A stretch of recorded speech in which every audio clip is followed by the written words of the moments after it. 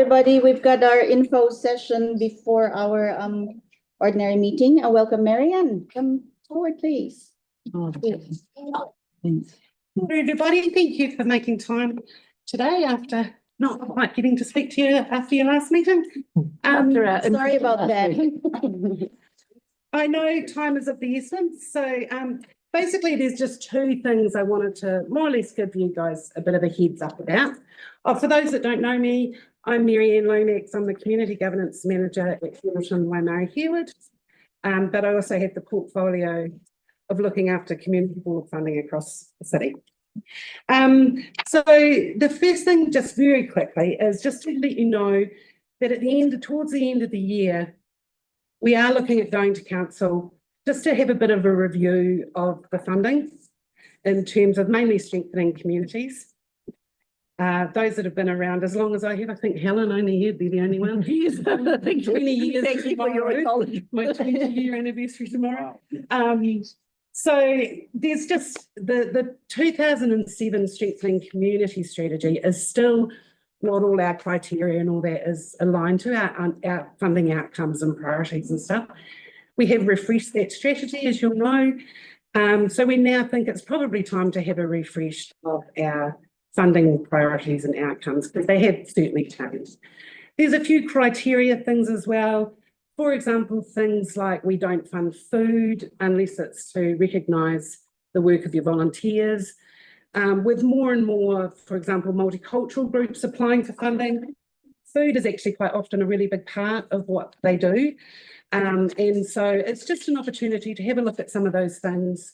With the changes to the Incorporated Societies Act coming up for groups, we currently at council have a limit.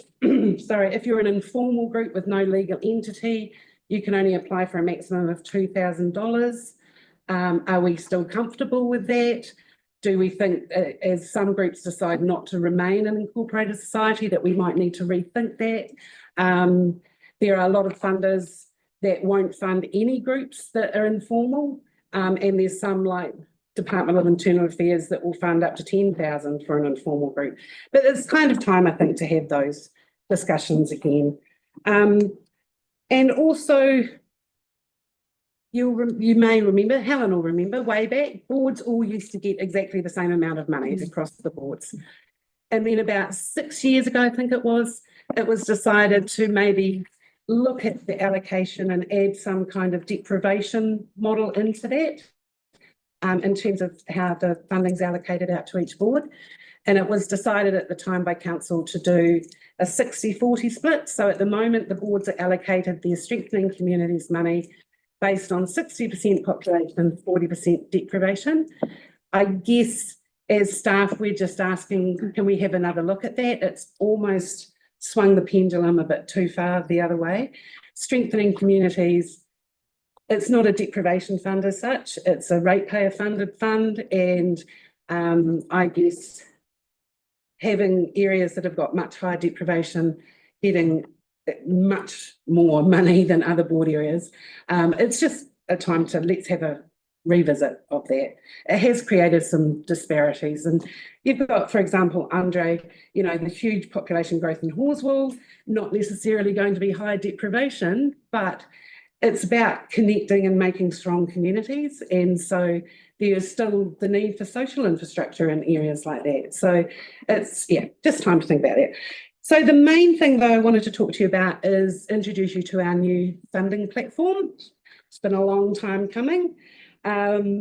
So we've now moved over into what's called Smarty Grants, which is a system that's used by a number of other funding bodies and councils in Christchurch, including, I think, Auckland Council, Tauranga, a few others. So one of the concerns we had was that our current system that we got in 2007, it is not very user-friendly and it's very difficult for us to customise. And as we want to bring new funds on or change questions that we're asking on application forms, and we want better reporting of how we're actually using our funding to achieve the pillars of our strategies and goals of our strategies, it's very hard to get that information out of our current system. But the main thing I think we've been concerned for quite a while is the cost of the current system we're using. So now that we've moved to Smarty Grants, I'm very pleased to say, as a ratepayer, it's about a third of the cost of the system that we have been using. So, and it's very customizable. But one of the things it doesn't do, which is probably the main questions you're going to have for me tonight, it doesn't. So at the moment, when a group applies, they just apply to the Strengthening Communities Fund or the Discretionary Response Fund. And they're asked to say, so the people you're supporting, the people you're working with, where do they come from? And then that gets allocated out to the board or boards based on those figures. Now each board is its own fund. So groups will decide who they apply to at the very beginning. They go into the council website, click on the apply, and they'll get asked, are you local or are you citywide? If they're local, they will get asked to choose which board they want to apply to. So you will recall in the past, we have split applications across different boards. We won't be doing that anymore going forward. The groups, we've started having drop-in sessions and info sessions on the new funding for groups. The feedback so far from the groups has been like, thank goodness, because for them, they actually didn't know who the decision body was quite often when they've applied. Now they know exactly who's making the decision, and they only have to sign one funding agreement, and they'll only have to do one accountability. So at the moment, if they're split across boards, they've got to do that for every board that it gets split to, which just didn't make sense for them and didn't make sense for us either. So the groups are being advised that you apply to the board where the majority of the people you work with come from. And if it's an even split across two boards, apply to the board where you're physically located. So we know that there are groups that the suggestion was, why don't you just go where they're physically located? But we know that there are groups, there's one in our board that works, actually is technically in the Papanui ward, but 99% of the people they're working with are in the Fendleton Waimari Herwood ward. So it's obvious it should be our board that look at that. So I guess the biggest challenge will be for sports clubs. We know, because that's the majority of the applications that are split, we know pretty much every sports club in the city has got people from all over the place, but they know where the majority of them come from. And so the sports clubs that we've met with have been really positive about the change. So that's really the biggest change for boards. It is kind of works out in swings and roundabouts. So yes, your board may end up funding a group that has a few people coming from another board area, but now other boards will also be doing the same for people that are from your area. So it's about making what's going to be easiest for the group. So for them to choose who they apply to and just apply once is the way that we're going forward. Great. So like Culture Galore, for an example, mind you, we always did apply separately with that, didn't we? Separate boards. So Culture Galore is a board project. It wasn't a group applying for funding. That was our two boards putting aside, allocating funding out of their discretionary. This is for mainly strengthening communities. And for discretionary, we've said to the sports clubs, you know, if it's about providing a service to the people, you know, coming along to your club, your members, then it's about where the majority come from. If it's about getting some funding to do something to your facility, like a new roof at a tennis club or whatever, then it's about where that facility is physically located, because it's about improving an asset within that area. Sarah, got a question? Thanks, Marianne. Can you just clarify what that little chart is, the board splits, and we're down 26,000? So when I went through and had a look at all the splits we had last year and worked out if all of those groups applied to the board where the majority of their people come from, and got the full amount that they got when you added up what all the other boards gave them as well, that's kind of how it works. So your board and our board are slightly down. But that's based on assuming that every one of those groups is going to apply again. And there's already a couple of groups I know from our info sessions that are included in your figures that have indicated they're going to apply to our board. So it was just a rough look to see if we're talking 100,000 difference or a lot less than that. So does that make sense? Yeah, I think so. So if everyone applied last year and got split, only applied to your board now, you'd be about 26, 20 something 26, yeah. down on what you had last year. However, your discretionary response fund this year was a lot larger than all the other boards. So we kind of thought that if that worst case scenario, it probably could be absorbed into the funding that you had. Remind me, how do you get to the DRF? DRF is what's left after you've given out your street. Yeah. So are you saying that we're going to, all boards will get the same amount now? No, that's just something that in the future when we do this review that we may look at how we allocate the funding out to the boards. The current formula may change, but it's not going to change this year.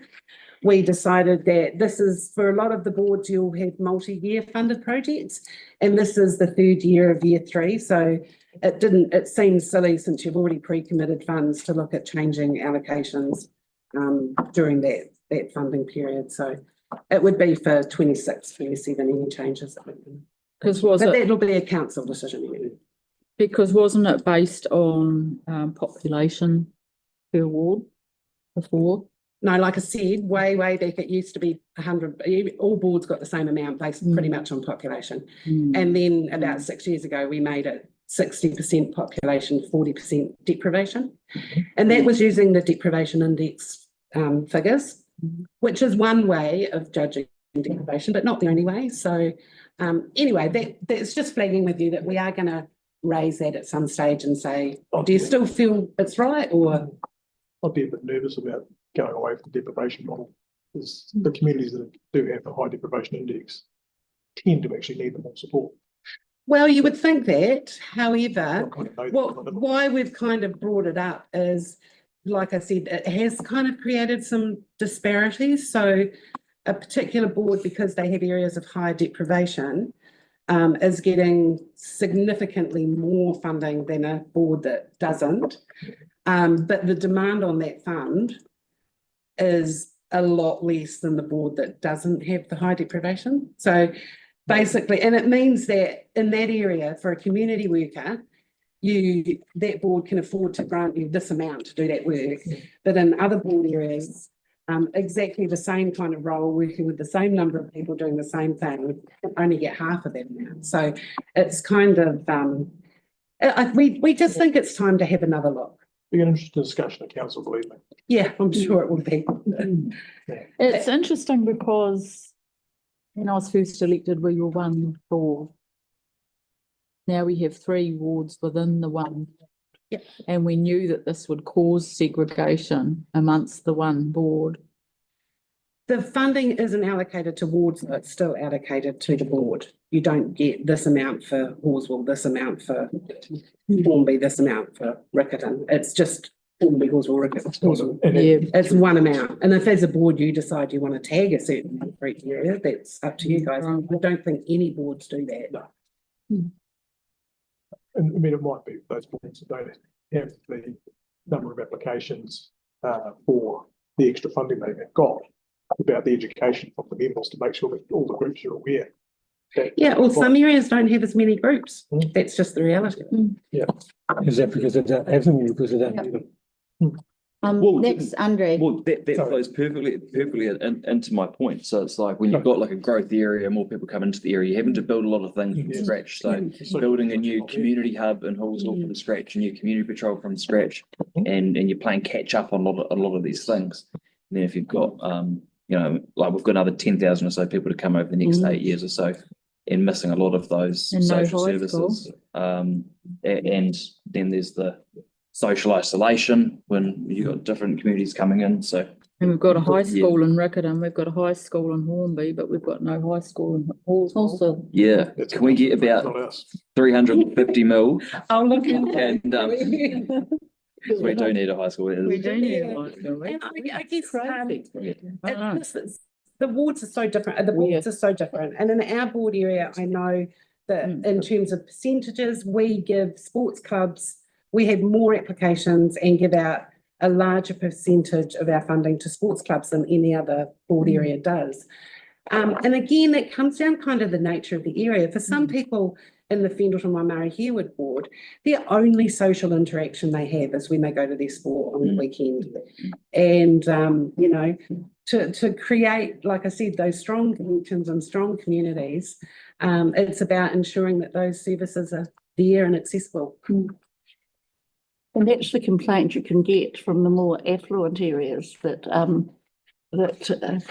means they're paying the rates, and yet if they want money for a sports club, a sports facility, it's harder.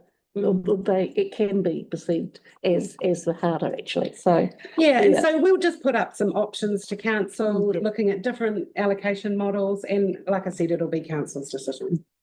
It'll be a lively discussion. You haven't asked me any questions, Tyler. I'm very surprised. You won't. He's thinking. I'm well informed. Yes. No, I think Mark will find good agreement with people's choice on that one. It's all good. So yeah, the Politics splits have involved. been the things that most boards have talked about. So you're quite comfortable with that? Yeah, no, I've already took the 10 minutes. Oh, okay. is it going to be a board judgment or in fact a council judgment at the end of the day On the part. on the whole lot of having a look at different ways of Oh, the review will be a council a decision. council But decision? what I would like to do is today was just to flag it with you, get you thinking about, there may be some other current criteria that you have that we think we should look at. And you can feed those into Faye or Bailey, and then we can add that to the list of things we're looking at. We've had some boards really keen for us to have a look at the whole not funding religious ministry, which we don't, but actually making that a lot more defined and clear about what we mean by that. And like I mentioned, you know, food, it's a large part of multicultural groups and what they do and what they provide, and to just say no. That's just time to have a rethink of some of those things. Right, Andre's got a question? Correct me if I'm wrong, but what I'm reading here, it kind of looks like what you may end up with is maybe a 5% difference at most on the status quo. Which didn't So really panic us too much. If it had looked different than that, we may have had to rethink it. Yeah. But the only way around it would be that groups would have to apply times to each board. But in the terms of funding being distributed, we're at the end of the day, we're talking up to a 5% difference, and really not that major. So No. debate it till the cows come home, but Yeah. you know. And of course, Banks Peninsula staff have suggested we put in an option of doing it based on land size. So there's a whole lot of options that we'll put forward to council to say, this is what the figures would look like if we did it, this formula, this formula. Oh my goodness. Nice one. So multiply the rate by 3. If we're gonna do that, they'll want the same pay as well based on land size. Or they should be getting paid. But so like I've said, the sports clubs will be the main ones that are figuring it out, and the reaction we've had from the ones we've talked to, I've been really surprised that they've just gone, oh, thank goodness. Auckland City Council, they have a lot of community boards as well. They used to split when they moved to Smarty Branch, they stopped splitting and they said it's the best thing that they've ever done. Oh, really? So it works out better for everybody. There may be the odd example, I'm getting the time look. There may be the odd examples for an organisation, for example, a group that may be based in the Church Corner area that does a really lot of good stuff with young people. They would still come to your board for their general operating costs like they do every year. But I know they've been asked to go over and do some work over in Aranui. So for that specific project, they could go to the Coastal Burwood Board for that part of what it is that they're doing. If it's a distinct, different project, they could still apply to 2 boards. But we don't want groups just generally applying to every single board for a portion of the stuff they do. Yeah. All good? Nope. No more Easy. questions? Okay, thank you, Marianne. No worries. That's right. Thank you. Marie, Yeah. just with the process for them. We are still in info session And on live stream. and live stream. Info session. No, it's just a. Yes, info session is closed. Are Thank we? you.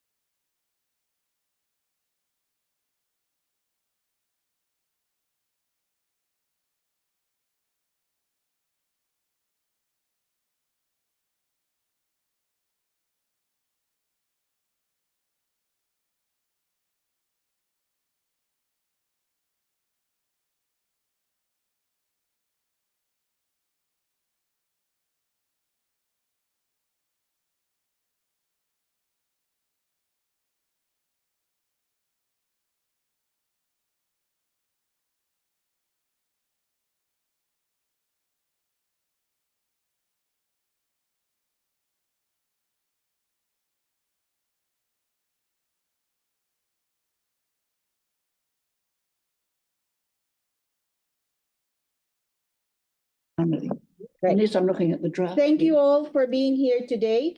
This is a general meeting of the Waipuna Halswell-Hornby-Riccarton Community Board.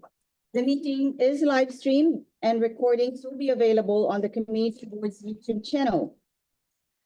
For those people sitting at the public gallery, thank you for attending. We welcome your interest in our discussions. Please note that the public gallery should remain quiet during the meeting. Toilets are located in the corridors outside the meeting room. In case of an emergency, please exit via the door at the back of the room there. And there are two staircases to exit the building. Please follow staff directions in the case of an emergency. We'll have the karakia. You.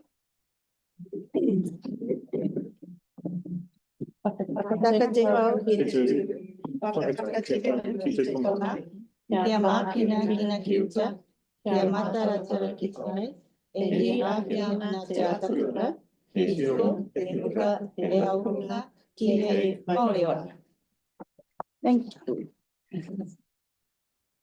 Now, before we move on to our first agenda, I would like to acknowledge Gamal Fouda, who has recently resigned from the board.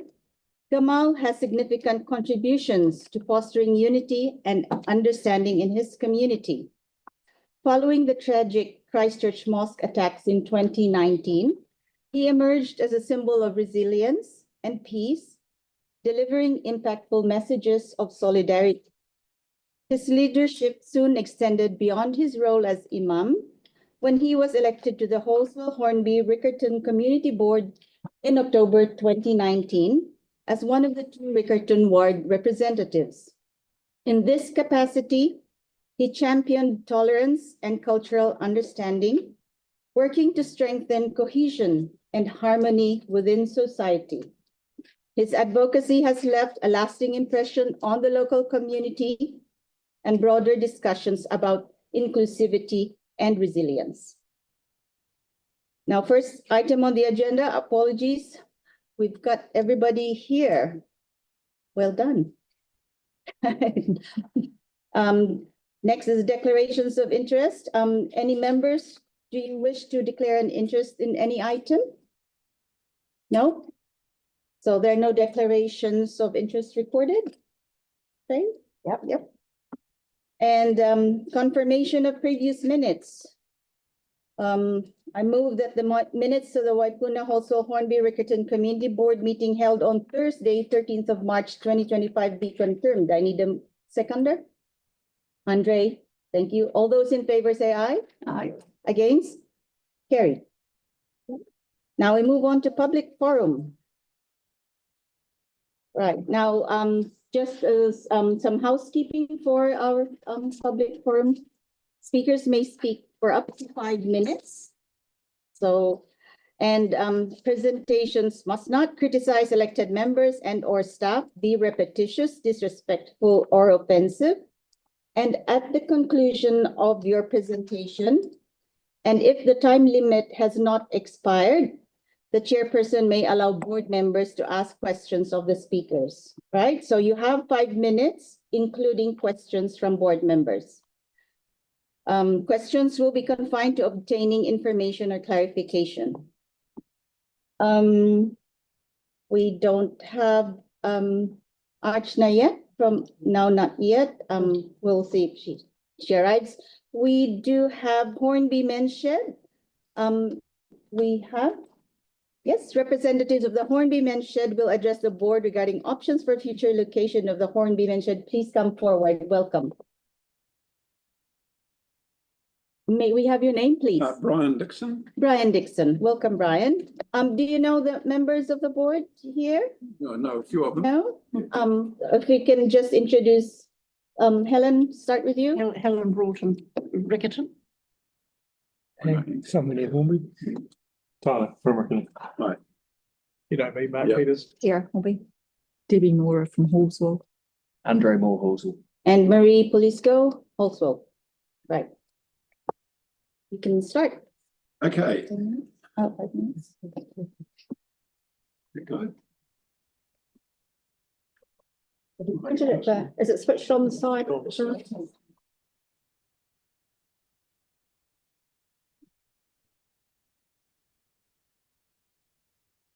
You've got a picture up here, then you got. There we go.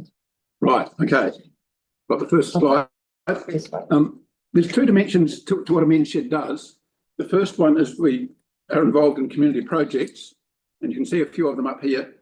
We run once a week woodwork session with Gilthorpe School. We're involved in making raised garden beds for Te Whare Whiro, for a project they were running to help people grow veggies. The latest one we've done, quite a big one, was building some outdoor furniture, including a big sink unit for Templeton School. The other dimension for a men's shed is it's a place where men can get together, overcome a bit of socialisation, have a bit of meaning in life by working on projects. I haven't got any photos of that dimension because we haven't got anywhere to get together, which leads us on to 8 Waikola Ave, the Community Link building. Now, I know you've had a presentation about this in November. That building's been, it's not a bad little building. It's been sitting empty for quite some time, and we'd be very interested in leasing it from the council. But there is one minor little problem. The building currently only meets 12% of the building standard. So council understandably are very reluctant to let other people use it. That's fair enough. The council estimate, according to the last meeting, November meeting, was that about $65,000 to bring it up to standard.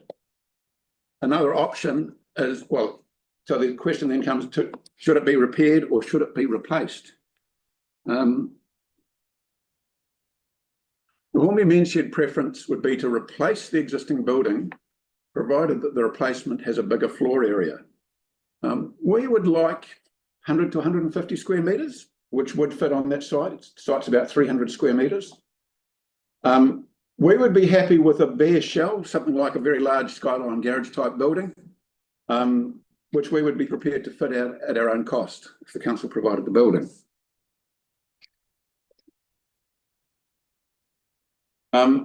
We could live with the existing building. I said that when I would prefer a new building that was bigger. The existing building is only 60 square metres. We'd like about 100, but we could live with the existing building once it was strengthened if that was the council's preference. It's a bit smaller, but it's better than what we have now. I talked about the community projects we worked on. Most of them have been built on Steve's driveway. And the little shed you see there with the Hornby men's shed sign on it, that's our shed on my driveway where we keep the material, the tables, the tools that we use with our Gilthorpe School projects. So that's what we've got. So 60 square metres is a huge step up from that. Just some questions that you may have, I might be able to forestall. Potentially a men's shed can generate noise and dust, which may be of concern to neighbours. Noise is mitigated basically by lining the building properly and putting in noise dampening inside the building, and the noise, particularly with treatment for the windows so that the noise doesn't escape from the building. Dust, it's normal practice to have basically a ginormous vacuum cleaner with a hose coming to each piece of machinery to suck up all the dust, and then run a filtration system in the building as well. And as long as you don't have the doors and windows wide open, the dust will all be contained within the building. Other uses of the site, I know when staff presented a report in November, they talked about the potential for that site being used for the likes of a basketball half court or a community garden. Those are good uses, but there are other sites where they could be used. The Reserves Act particularly limits very much where we could put a building, whereas particularly a basketball half court could go somewhere else in Waikola Park. So it would be a shame to see that building lost, because once that site's gone as a building site, there's no getting it back. One of the other issues is Gilthorpe's Road, 151 to 153 Gilthorpe Road. Yeah, we'd be interested in that site as well. Potentially there's more room on that site, but at the same time, we've already made an application to council once, which got turned down. And at this stage, we might go back and have, there's another RFI out, we might put something on that as well yet, we haven't worked that out. But at this stage, we're talking about Waikola Ave might be more realistic for us, and we're prepared to lower our expectations a bit to increase our chances of success and having something that the council will be happy with. So what are we looking for from council? Got 2 minutes. yeah? Well, we'd ask that the board request the staff to investigate options for repairing or replacing the building at Waikola Ave, the Link building. Yeah. I can see the blocks on the how come. 1 minute, 47 seconds. Oh, questions? Helen? Questions, hang on, I've got Andre who has a question, Yeah, and then Hank, Tyler, and Helen. okay, sorry. Well, I was gonna say, if anyone can repair a building, bring it up to scratch, would surely be the men shed and one working bee. For the cost of it. That would take a lot more than one working bee to bring it up to scratch. We did actually suggest to council that we would be prepared to do that. Yeah. And I guess that's a decision for the council to make. Yeah. But we would be prepared to look at doing that at our cost. Probably a part of that would be if the council gifted us the building. Yeah. On condition that we upgraded it. Yeah, okay. Yeah. Are you able to help me better understand what you've got the financial means to take on? Like you mentioned, you're happy with the new bear shell. Yeah. But would you also be happy with the land, or would you not be therefore in a financial position to put a new shell on? We don't have the cash on hand, but we are confident that we would be able to raise the cash. Yeah. Yeah. If we had to build ourselves from scratch, we'd probably look at something reasonably small to start with and design it to be expanded as we had the resources. Okay. Great, thanks. Hank? Yeah, two things. One is very much the same again. There must be ways in which you can cut that number down to be able to bring it up to earthquake standard. I mean, having done a similar building with one steel beam and about 3 or 4 concrete pillars is what's required. It's not rocket science. You just got to get an engineer to sign it off. I can point you into one. I guess that's an issue for staff to look at. But Yeah, we came up with an estimate of what we thought we could do it for, Right. which was a lot less than 65,000. Sure. Yeah. But unfortunately, my engineering degree is in electrical engineering, not civil, so or structural. I'm sure we can work that. But and the other one is my concern about that building is the lack of ability to make it bigger, to put another storage shed on. I know men's sheds tend to expand; they need more storage space. You might want to put a metalworking lathe in at one stage. You know, that's all separate rooms. Yeah. So, yeah, have you thought about that? Yes. Yes. It's as I said, we're prepared to lower our expectations to increase our hopes. Okay. It's not ideal. I mean, I've looked at what Rolleston have. They have something like 300 square meters. Yeah. And they have metalwork rooms, welding rooms, everything. Wonderful. Yeah. All right, the time is up, but I will allow Tyler and Helen to ask their questions if they can be please brief and also brief. answer. Yeah. Thank you, Tyler. Yeah, it was actually for staff to see if we can acknowledge that wish that they've got. Yes. No, I'll back that up. right? Yep. So, Perfectly worded, actually. So we Just add the building on. so we asked that the board request staff to investigate the options of repairing the Waikola Link building or replacing it with a view to leasing that building or any replacement for community purposes. Happy with that? Mm. All good? Could we include in that whether there's an option to gift the building Or look into. or that they can do it up? So that they can Well, Mediate do you want to options. take out leasing with a view to it being used for community That's purposes? good. And we'll, Yeah, it could be that gift I know. or leasing. Yeah. Yeah, so you do get, with a view to it being used for community purposes? be used. Happy with that? Yeah. everybody? okay. And they'll come back to our board with. Helen, you still have a question? I've got a quick question. What was the cost of that new building which you have there as an example? It depends how big you make it. Those buildings are typically of the order of $900,000 per square meter. All right. Which So- means If we're looking for what we really want is 150 square meters, that's 150,000. So yeah. 100,000. Council may be able to do it for cheaper, but that's typically when I've talked to those kind of suppliers. And and you would do the fitting of it, would you? Yeah. All right. Oh, thank you, Ryan. Brilliant. Thank you. Okay. Then we will jump back to Culture Galore Committee. Archana Tandon will address the board on behalf of the Culture Galore Committee regarding the Culture Galore event. Welcome, Archana. Come to the table, please. Kiora, good afternoon, everyone. I'm here.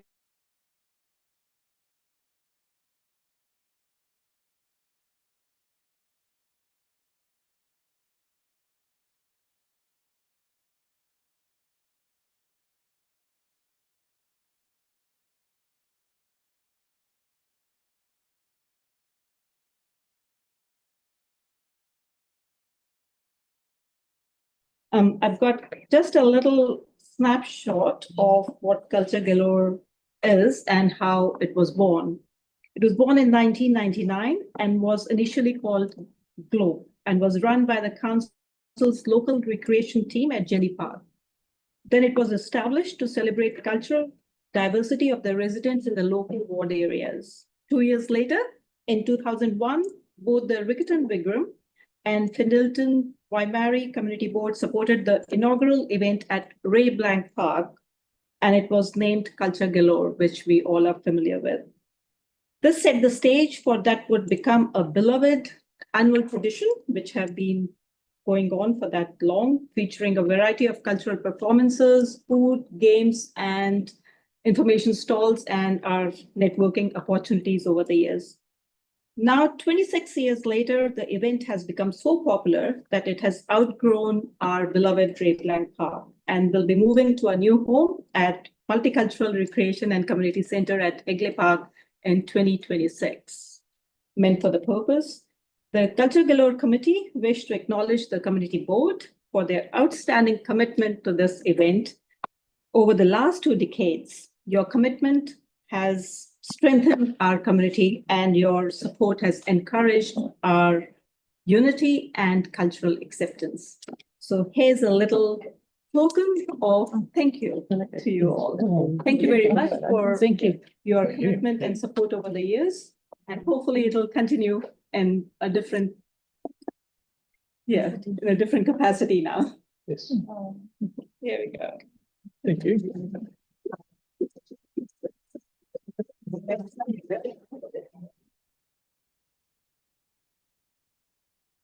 Right, cover Tyler. Cover me. Heat over the top of the screen so it doesn't get terribly bright. Thank you. Perfect. Thank you. Thank you very much. Okay. It's been a pleasure. And we'll see you all there. Awesome. Thank you.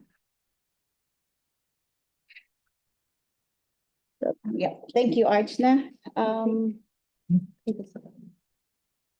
Now we've got Peter Simmons will address the board regarding upgrading the intersection of Matipo and Maxwell Streets and pedestrian crossing on Matipo Street opposite Westfield Mall. Welcome, Peter. Thank you, Come. board members Go in.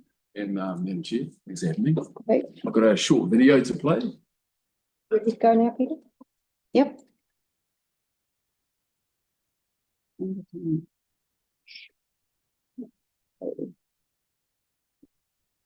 Down, Oh, yeah. down. There is a lot of bit about traffic. Trying to visualise. Love Matiport Street. Put it Yeah, down.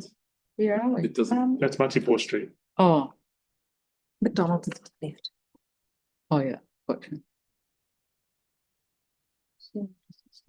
Yeah, okay, to start it again with sound. Sounds there. I think sound. Sound It's just. a Oh, bit of- don't need to It's at full volume already. Oh, okay, That probably You can speak to it then. right. Is my time started? Yes, yes. Just, oh, it's already started. It's up When the to you. video started. Okay, so that is Matipo Street facing towards Blenheim Road. On the left of screen was my dad, my 96-year-old dad, about to cross that road to go to Westfield Mall. And to cross that, there's a small traffic island. Now, that island has been flattened quite a few times. It was flattened recently, so all the bars, everything that's there was flattened. It's not safe. And the island might give people the perception that it is with those bars there. Now, that's the first thing. The second thing is the intersection that you can see Yeah. of Maxwell and Metapo. Mhm. Now, this road is busy. Yeah. It can get very busy. In fact, Westfield, they put a lot of cones there around Christmas time so that traffic, to make it safer, I guess. I think it's time for that area to be upgraded. Mhm. There needs to be Mhm. recognition that it is a main road for the area, that people are inevitably going to cross that road, and we need to make it safer for them. The second thing is traffic that's navigating out of Maxwell. Mm. They cross that road frequently, back and forth. And it's like a Wild West in terms of how you make your way around that. And then thirdly, and lastly, is the other side of Maxwell Street, which you can't see. So that is another access point and exit point for that road, which just adds more complications to it. So it's a problem that I don't have I'll leave it to you guys what you think might the solution be. Okay. But that's the reality of it. In this case, they were quite good. The traffic slowed down for my dad and let him cross. And that does happen as well. Good. I've got questions from Mark. Is there a particular reason why your dad has to cross at that particular location? Would it be viable for him to go up to the controlled traffic lights, McDonald's? In his particular case, he just wouldn't do it. Yeah. He wouldn't go all that way up there. And I doubt other people would either. Yeah. They're not going to go all that way just to come back all the way around. So they'd cross it regardless of what happens. In regards to the Maxwell Street intersection, Yeah. do you think that perhaps we need to ask advice from staff as to whether we could look at signalising and giving safe pedestrian crossing points at that intersection? Yeah. Mm. Yeah, quite simply, yes. Okay. Yeah. The other, just an extra little thing is about Maxwell Street entering off onto Metapo. So we just play the video. Yeah, so just down on that right side is the other side of Maxwell. Is the idea of turning that into a turn off and turn on street to prevent people from trying to cross directly from one side to the other. Left in, left out type. Left in, yeah, left out, yeah, correct, yeah. Very good. Can we refer that to staff for some advice? I mean, Questions? Is that questions? I've got Hank and then Debbie and then Andre. do you see a set of lights being, Hank first, Hank, Debbie, and then Andre. Yeah. What would you want to see there? Would you be happy with just a straight pedestrian crossing? Or do you think that lights are more appropriate Do you mean like to get your dad zebra? to go mean a across zebra? both from one to the other? Do you mean a zebra crossing? Yeah.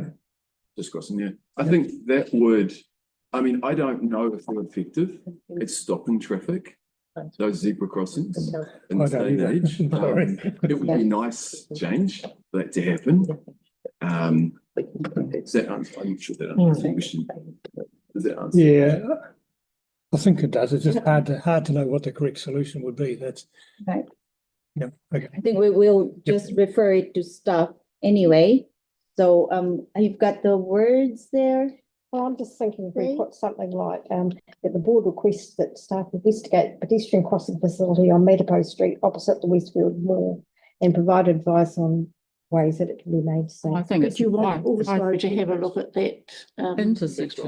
Maxwell Maxwell Metapo Street, Street, because it's very busy. It's, yeah. Have a look at whether it needs lights. It's, Yeah. it's, The number of accidents, I mean, not accidents, but the number of times that that island has been flattened. Yeah. As it has recently. and Yeah, okay, Debbie. so do you see a set of lights being probable at Maxwell Metapo?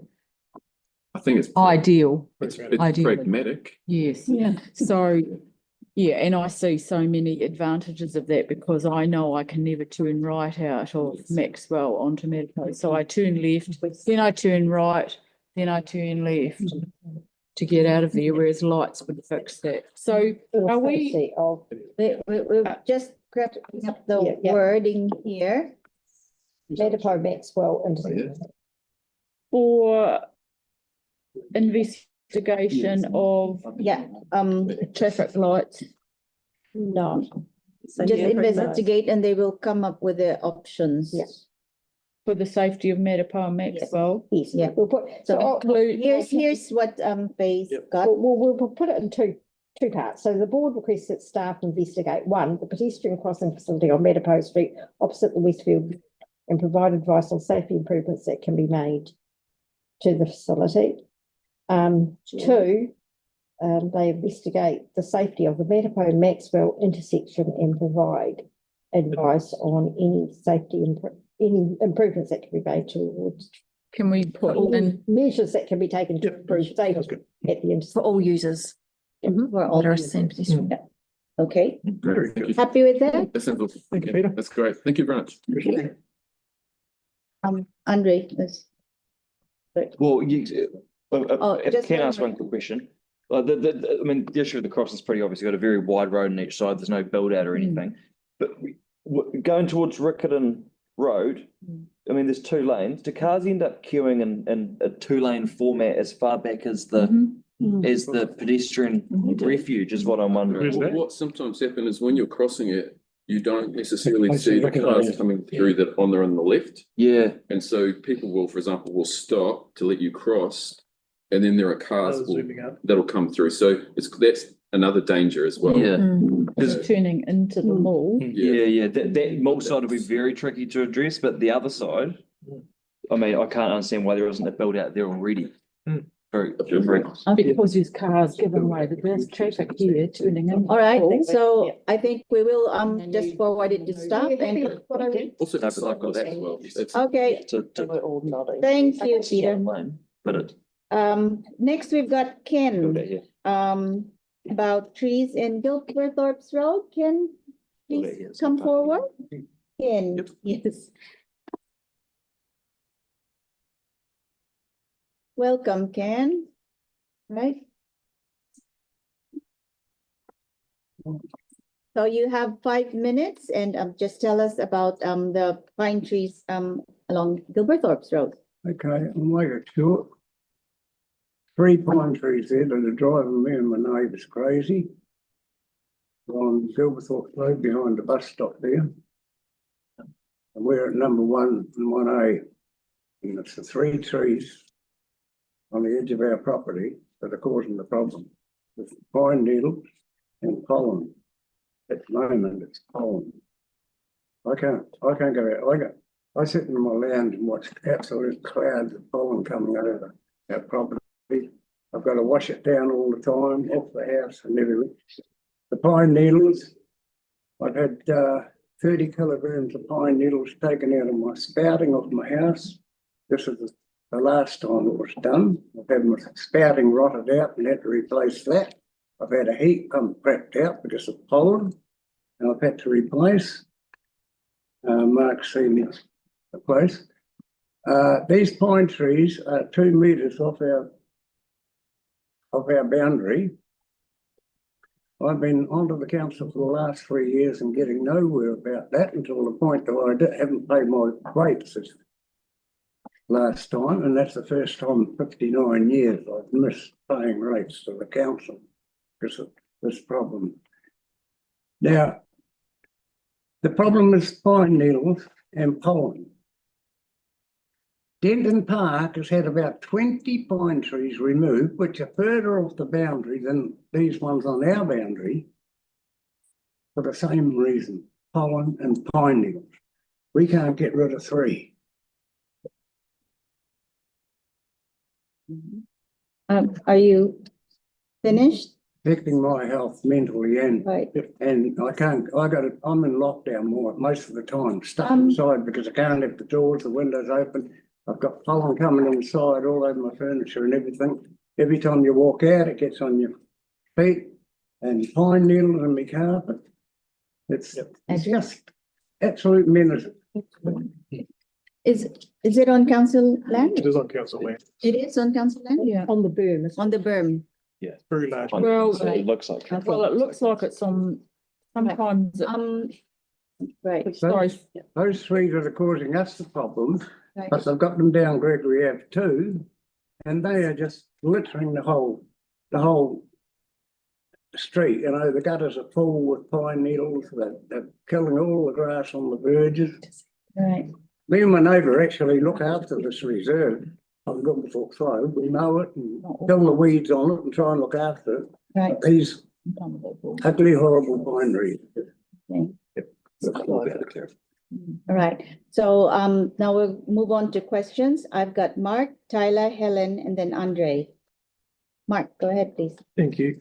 I'm keen for us to find a way to sort this out. So you've got a pile of pine needles with you today, I've haven't got a you? bag out the car. Got a big bag in the car. So I was going to bring them in. yeah, it's a shame you didn't, because it would be good to have as a prop. So you'd like us to work with our transport team or arboricultural team or whoever it is that can take responsibility for these trees and see what we can do about them? I've got to go. I mean, they've had tree tech out there. Yep. And they come out and have a wee twiddle and take a couple of little branches off, you know, go as far as they can reach. But these ones are up the top. And they're just masses of them. And they're the causing the problem. The trees, there's nothing you can do apart from getting rid of them. You know, I mean, I think that if they can get rid of 20 in Denton Park with the same problem, further off the boundary than these ones are on our properties, I think they should be able to get rid of 3 off there. Right. You've got 1 minute left. Can we refer to staff and ask for advice as to what we can do about these trees or potential replacement, I would say? And reimbursement, of course. So that would be a good place to start. And reimbursement, of course. I don't know if we go there, Debbie. Okay, well, while Faye is writing the words, can Tyler, we'll have Tyler ask a question. Yeah, just want to know where it is exactly. Don't tell us your address. Gregory. Here it is. Oh, it's on Gregory. Plenty of photos and video. Yep. That's it, Tyler? Yep, that's it. Helen, and then Yes. Andre. Are they on a park or on a boom? It's a reserve. On the boom, So a reserve, a not reserve, just like a narrow Oh. reserve. okay. It's a very wide reserve. Okay. Yeah, it's a reserve and it's about probably 4 times wider than the normal version. So Helen, And can I ask how long you've been in the house and how long these trees have been there? I've been there for 30 years, Yes. the trees have been there, but now So they've they- known how to They're control. growing. Oh, okay. thank you, Helen. Andre. From what I can see at Google Street Views, it's impacting a fair few properties. To your knowledge, is everyone around the area in agreement with you? Sometimes we run into this issue of someone wants trees removed and others tell us, don't you dare remove them. Have you the agreement around here? My neighbour in the front, Yep. number 1, and myself Yep. are the ones affected by these 3 trees. Yep. They're right down the other side of on Gregory Ave, they're Yep. down there. I don't know what they people, whether it's causing them trouble or not, but those ones. Yeah. The needles just go down the street. Yeah. Off the ones on Gregory Ave. Yeah. But these 3, everything comes over onto our properties. Yeah. Because I'm looking at 4 properties. I'm just running. Well, there's another over Gregory Ave. Yeah. There's another reserve there.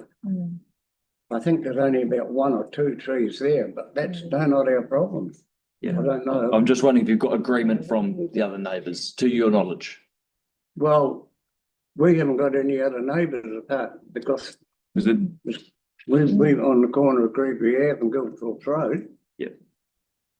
Yeah. So the reason I ask is sometimes we get other people telling us, don't you dare to remove the trees. So I'm just wondering if you've got agreement from the other neighbours, but if you haven't asked them before, then. I would think if the rest of Gregory Ave was asked about it, they want the whole bloody lot removed. Yes. Thank you.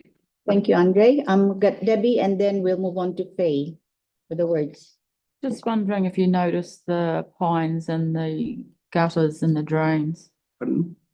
Do you notice the pines and the drains? The needles. The needles. Pine needle. I've got a 20 kilogram bag of pine needles out of my spouting the last time. Cost $300 to get them removed. That's out of the taken out. spouting, but I'm talking about on the drains. Yeah, They sorry, take it down on the street drains. Do you notice them on the street drains, on the gutters? Oh, yeah, have a look down Gregory Ave at the moment. Yeah. Okay, Thank you. On the outside of the street. Thank you. Now we'll hear from Faye on. So I'm just suggesting, correct me these words, that the board requests staff investigate the trees on the road reserve outside 1 and 1A Gilberthorpe Road and provide advice on possible options for replacement of the trees with a different species. It's 1 and 1A Gregory Ave. Oh, is it Gregory Ave? Yes. Oh, sorry, my mistake. Yep. And whether they could be considered under the tree replacement policy would be perhaps some wording on that as well. And where do you want to put that, Mark? For possible, and options for possible replacement of trees with a different species. Yeah. Just leave it at that, though. Yep. And I guess if you can refer to in there, the tree, under the tree replacement. Under policy. the tree replacement. Oh, okay. A few nice shrubs along there would be nice. Yeah. A bit further down, Also more appropriate tree. a bit further down, Gilberthorpe Road there on the corner of the next street. Yeah. They've got all shrubs and things in that little park And there. actually, I wonder if we could extend that to not just that road reserve outside 1 and 1A Gregory Ave, but perhaps even review the ones in Gregory Ave itself. They'll probably be causing the same problem to those properties, I'd imagine. Very Okay. small that we- Not just the properties, the drains as well. Need to speak. Street drains. All good? We've. Yep. So did you want to include Yeah, that? we do have the arborist. We do have Meeting on Zoom. Toby on Zoom. Yeah. He's Do we, listening. So he's. do we want to include the whole of Gregory Ave? Well, do you? Yeah, I think the Gregory Ave. Yeah. I think Simply it's a good because idea. if there is causing drainage Well, problems. do we know how many trees and how far up? I'm just to Well, give for him. them to investigate the whole Yeah. of Gregory Ave. Gregory Ave area. We just feel that because we're on the other side of Gilberthorpe Road, which is Islington, Mm. we think we just get left out of everything, you know. Okay, No, so on the road reserve outside 1 and 1A Gregory Ave and in the nearby facility? Or- yes, Yeah. nearby facility would be good. Also good. That's very good. Thank you. All right. Okay, Yeah. thank you very much again. It's You know. We'll let you know as, That bag of pine needle. Why not, eh? let you know as soon as we receive staff advice. Next, we've got Brian Henare about reserved seats in Templeton. Welcome, Brian. G'day, thank you for having me. Okay. Yeah, my name is Brian Henare, grandson of Lieutenant Colonel Sir James Henare, and quite a number of past and present politicians in central government. I've come today, I apologise, I'm not completely prepared. I was completely unaware that I was speaking, but we'll do our best. Mark does have photos and so do I, but because of the unprepared nature of today. I have worked with Mark previously in a number of senses. I've asked him in the past to jump and he's responded with how high, and problems fixed. I also introduced the Templeton swimming pool for dog days. So I'm quite active in my community. Grew up with it with family politics, and I'd like to acknowledge, coming from a military family, I see you're wearing an Air Force badge, so I'd like to, it's quite fitting with Anzac Day coming up, I'd like to acknowledge that. Templeton Reserve also has another name, which is on the corner of Kirk Road, Templeton, as well as Railway Terrace. It's also named Railway Terrace Reserve, where the old train station is there, which has obviously been removed a number of times. It's also half shared between council land and Kiwi Rail land. There's a number of elderly that walk around the area who sit in the bushes there on the council side, have picnics, nostalgic feelings, memorise their day of growing up there. I asked Mark if we could put in 2-3 seat bench there for the elderly people, and even for myself. I walk around with my dog and things. I thought in my mind, I'm a previous carpenter, I would like to do this job free, no cost whatsoever for the council. I would have liked to have built this chair and put concrete in and do it myself. All I needed was permission. However, Mark is already on the board with that, and that part's all been sorted apparently as well.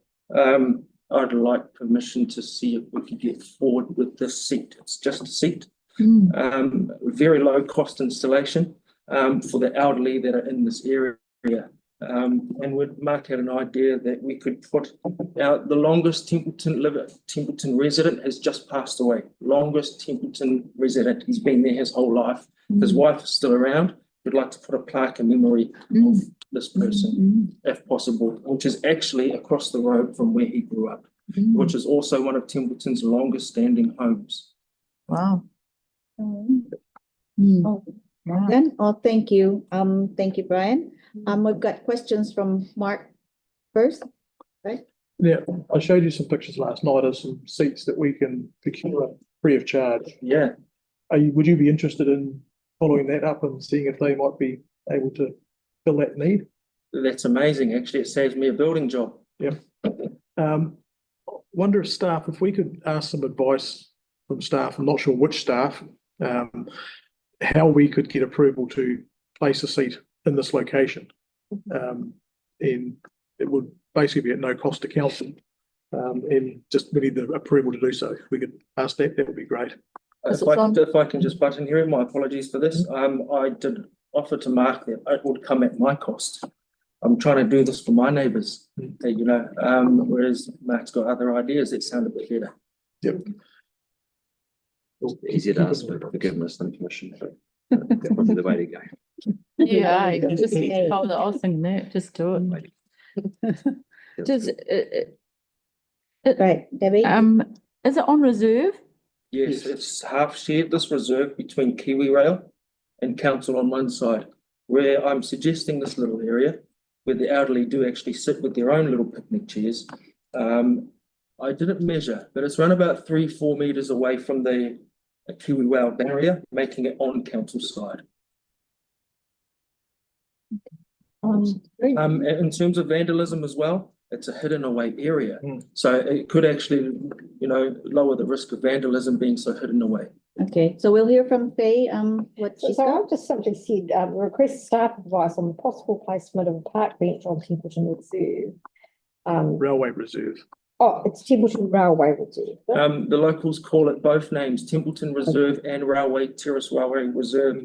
The older generation do call it still Railway Terrace Reserve. However, I'm an 80s kid, we just call it Templeton Reserve. Okay, well, I'll put both names and we'll just ask for that advice and then we can talk to staff about the options around. Can we have an ETA on that, just simply because it's a quick win scenario, it's a yes or no, or go ahead. So are we able to ask for an ETA within 4 weeks perhaps? Because that's all we're looking for, is a yes or no for him to go ahead, or is it the fact that we need a consent on a reserve? Well, We don't know. that's what they're going to tell us. They will look into it. Yeah. What's required? But can we still have an ETA? Not right now. We don't know. It's up to staff. Yep. So, but we will. Emphasize, I'm not rushing council either. Okay, thank you, Brian. Thank you for having me. Right. Thank you for your offer. Right, that sums up our public forum. Deputations by appointment, there are no deputations by appointment. And presentation of petitions, there are none as well. Now we move on to item number 7. Joint community board meetings, minutes of 27th of March 2025. Moved by Andre. We haven't done the board minutes. Oh, you said that, sorry, we did. We did. Moved by Andre, seconded by Hink. All those in favor say aye. Against? Carried. Now we move on to staff reports, and we have Sean Ward, team leader of planning, staff via Zoom. So I'd like to move that. Deputy second. Right. All those in favor? Staff recommendation? Aye. Aye. Against? Carried. Thank you, Sean. Thank you, Sean. Thanks, everyone. Good stuff. Go home, have your dinner. Did a great Right. job. Next, we've got planting along the upper edge of the Waipuna embankment. We've got Toby Chapman on Zoom. Any questions? Second. Okay, moved by Andre, seconded by Debbie. All those in favor say aye. Aye. Against? Carried. Thank you, Good. Toby. Good stuff. Thank Great you. result. Thank you. Have a nice evening. Right, you too. Now we move on to item number 10, extraordinary vacancy, Waipuna Halswell-Hornby-Riccarton Community Board, resignation of Gamal Folda. We've got Bailey on at the table.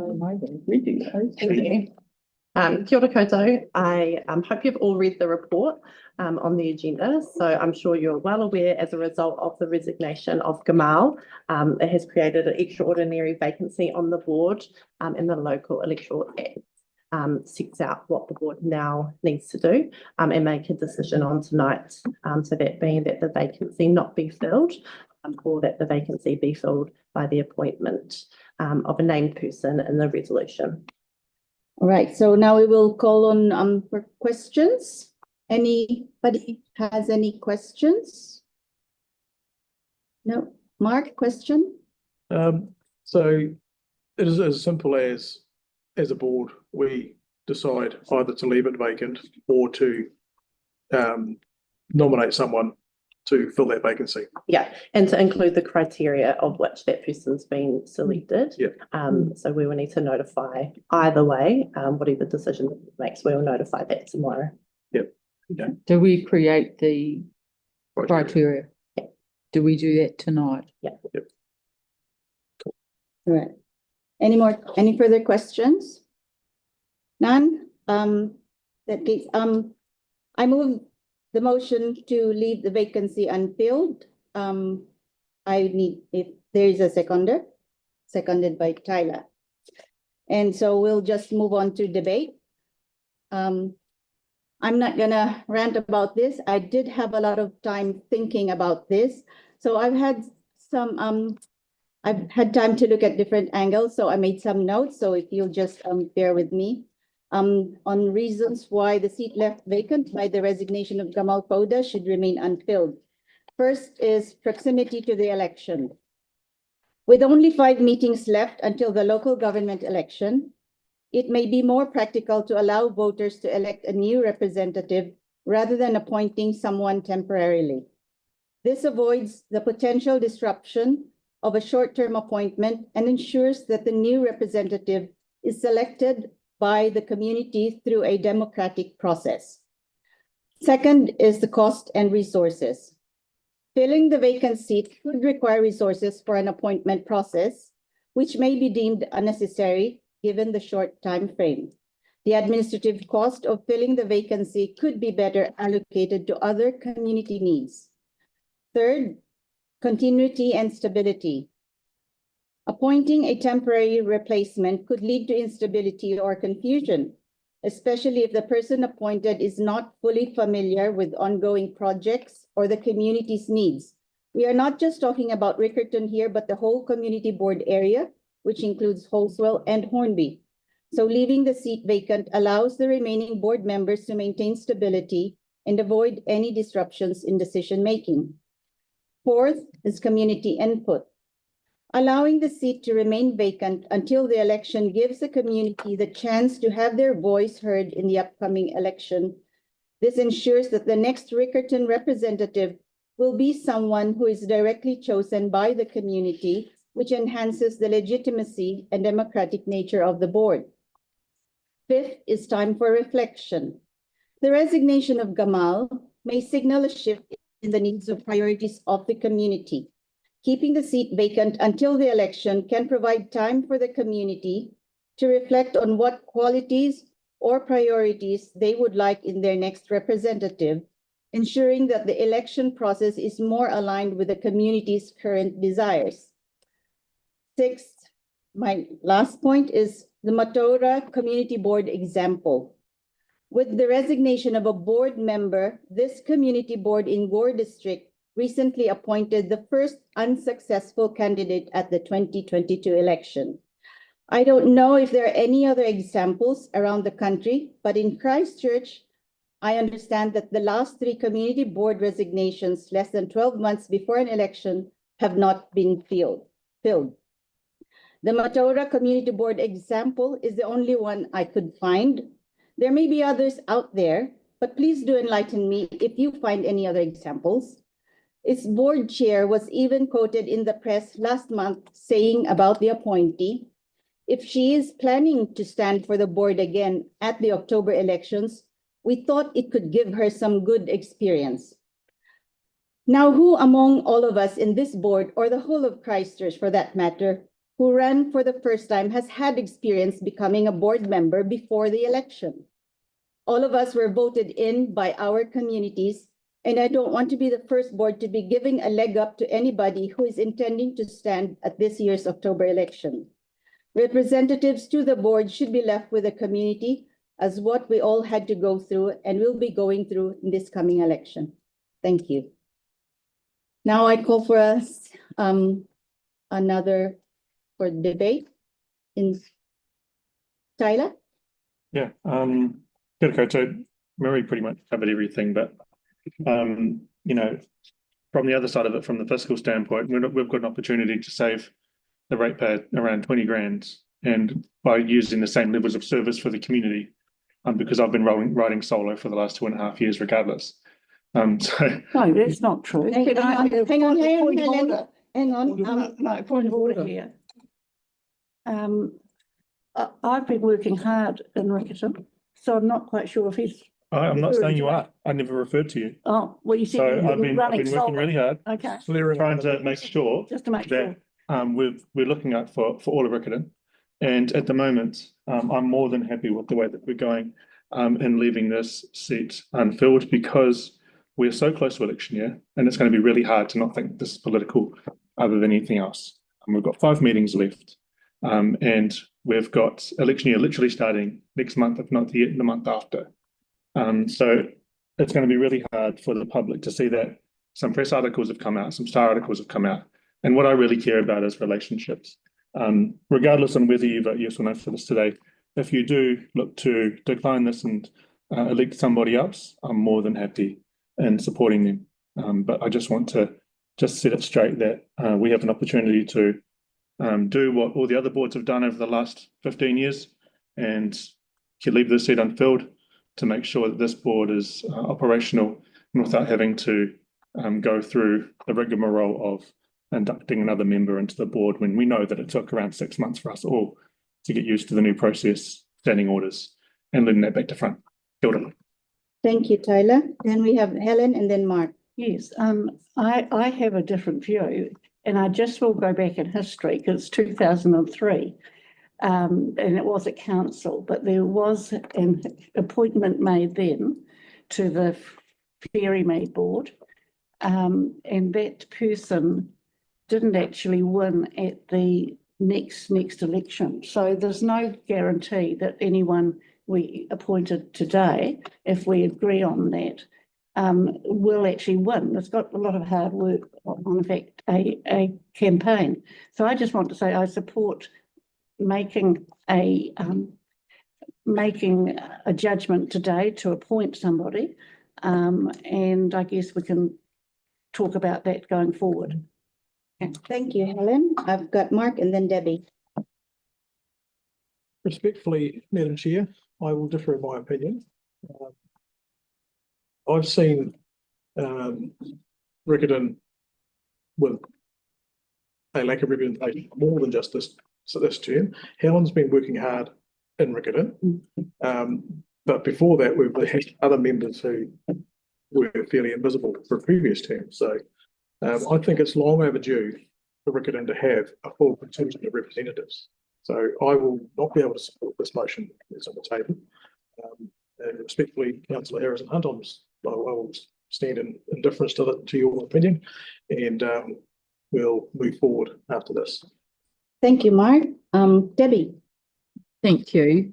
And thank you, Marie and Tyler, for your comments. I completely understand what you're saying. However, the named person who we're aware of on your resolution has already had public support and has stood for, I think, correct me if I'm wrong, the last 3 elections, 4, and has been actively involved in the community and was denied a recount at the last election when he lost by 2 votes. So that's why I say he has already had public support. This is not like it's a new person, fresh out of water.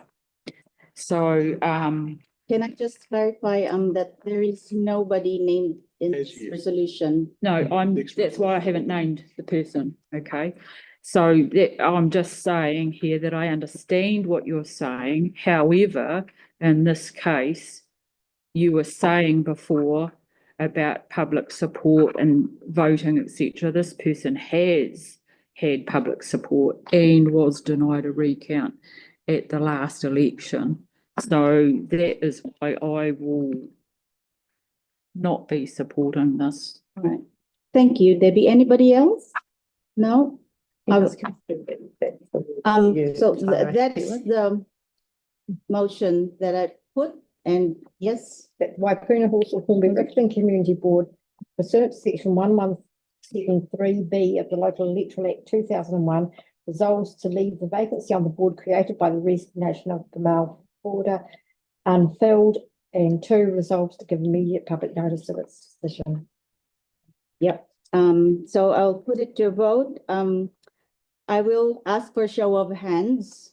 So all those. Division on this one? Yeah, division. Yeah.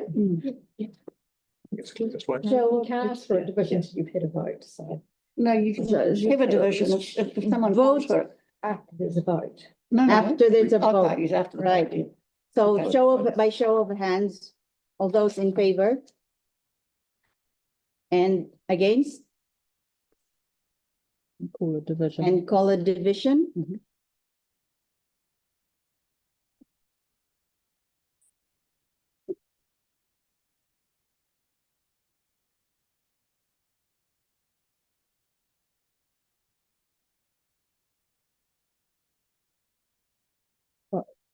And on this resolution, how do you vote? Marie Penisco? Support. Helen Broughton? To leave it unfilled, Against? Against? no, Sarah Brunton? Against. Henk Bunk? Yeah, against. Tyler Harrison Hunt? Yep. Andre Moore? No. Debbie Mora? Against. Mark Peters? Against. That's 2 in favour, 6 against. So the motion is lost. The motion is lost. So do we have any? Yes? I've got a resolution that I'd like to table. Okay. Mark? Which Faye has already. Faye has the Give next. me a second, I'll get that up.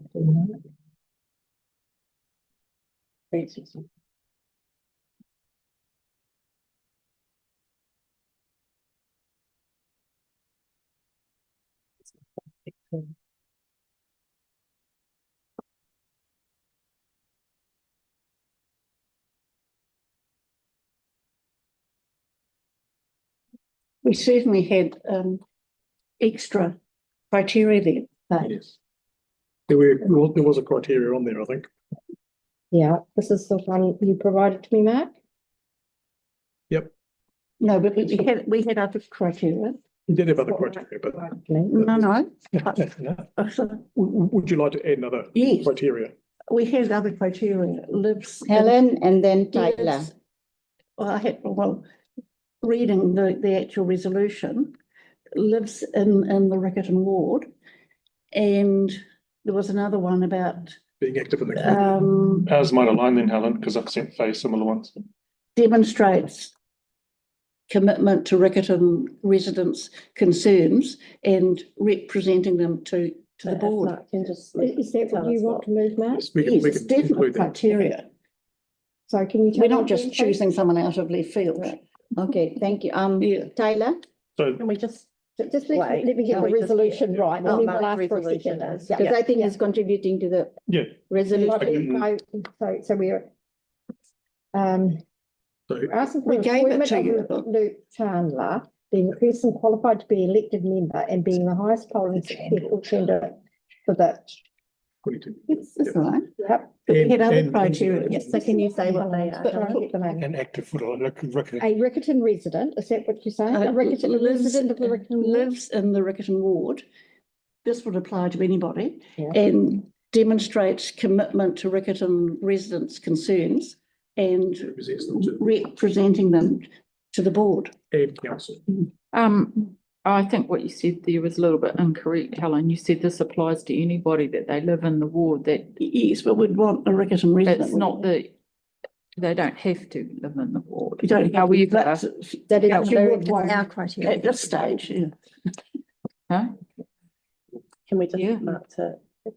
Well, it's No, no, no, no. The Riccarton rule. We'll just let Um, Mark, and Tyler. finalize we'll let Mark finalize the motion and then we'll have Tyler. is active in the community, representing its interests to the board and council. So a person who lives. in the Luke has been to Riccarton council, ward, comma, is active in the community. representing their concerns to the board and council.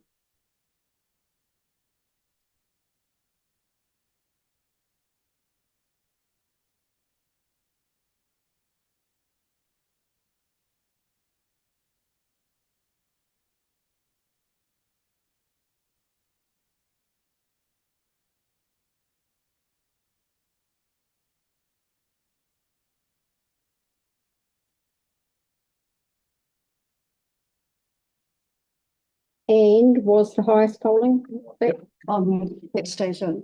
Yes, they'll stay in. But he lives in the Riccarton ward and has experience in representing Riccarton residents' concerns to the board and council. Yep. We did have a phrase there. I think that's vital to be in. Okay. So where do you want that?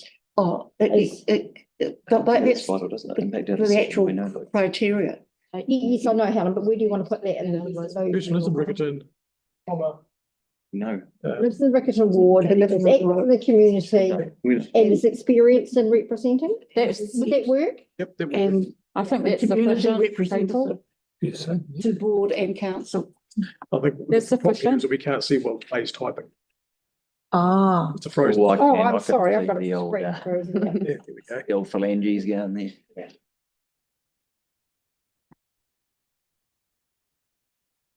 Experienced and yep, And representing the community's concern, is that right? Yes, that's better. Its concerns to the board, and the council. council, and was the highest polling Yep. successful candidate. Is that, Yep. You that's- happy with that, Tyler? Beautiful. so Mark has moved it. Do we have Yeah. a second? I second. Debbie, thank you, Debbie.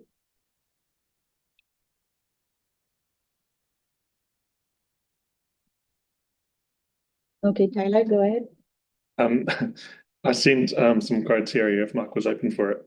There were 6 points, but some of those are covered, but one of them I was asking if the mover and the seconder would be open to was that that Luke supports the 3 priorities of the Riccarton ward.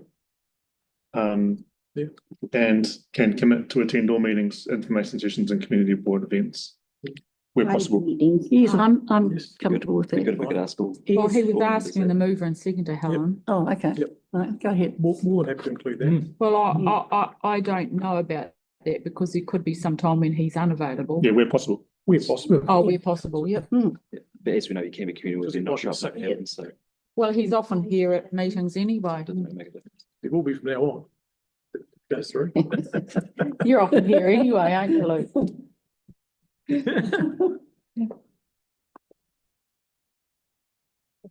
Just give me a minute to be. Happy to include that, brother. Yes, sweet.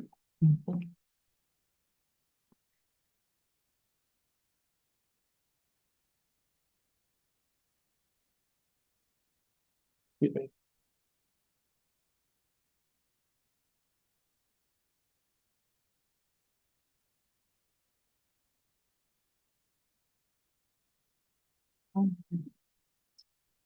Yeah. I know.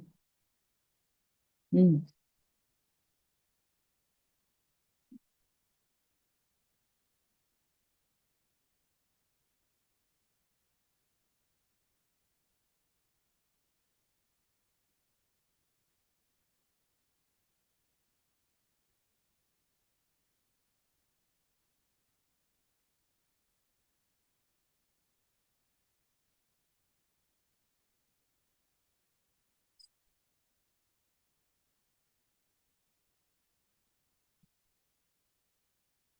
Right, we'll try this. The other thing, Mark, should we put in at the end in brackets, missing by 2 votes? No. No, Because I've just, leave it out. Someone's read the results. Yeah, Again, it's online. so close. I've already mentioned it. Can we just confirm that the mover and the seconder are happy with this resolution, and then we can move on to debate? Yes. Debbie?